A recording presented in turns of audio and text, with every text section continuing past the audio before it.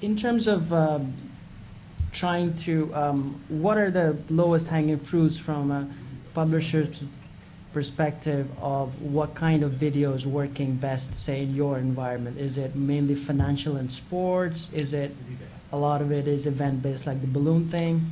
Well, I mean, it depends. What works for Time.com is different than CNNMoney.com, would be different than SI.com. But in general, it's sort of a point I made earlier, which is I do think you need scale. So it's a combination of news hits, it's a combination of features, it shows.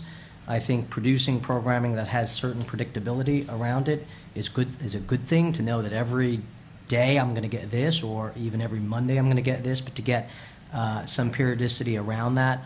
I think live streaming events where they make sense, where live is the way to consume it, has worked for us. But then in the end, it is true that the on-demand volumes exceed what the live streaming activity was.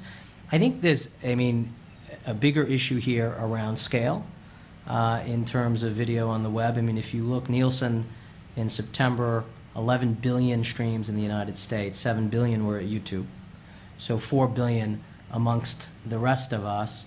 Assume 3 billion of those allowed for a pre-roll or a post-roll or an overlay or something like that, because not every one of these will cover, an ad. And you start to do some quick math. Let's say a $10 CPM might be low in some cases, high in other cases.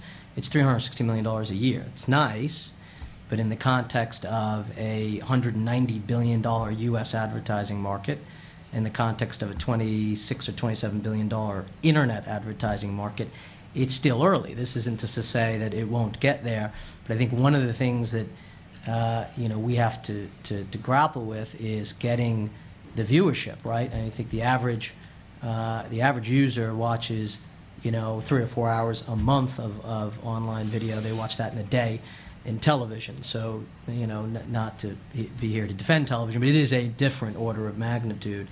And what so show are you on right now? No. I'm coming from the magazine company. So it's interesting. I'm glad you did those maths, because I did exactly the same maths yesterday and got to the same number. I got to 0.5% of our TV spend, total video spend is now going online. And I think that's exactly what you just said. And one of the difficulties that we have from our advertisers' point of view is that there's a constant trade-off here between the things they know that are effective, the things that operate at scale and move the needles in their regression models and so forth, and moving to other areas where they can't isolate the effect quite so well.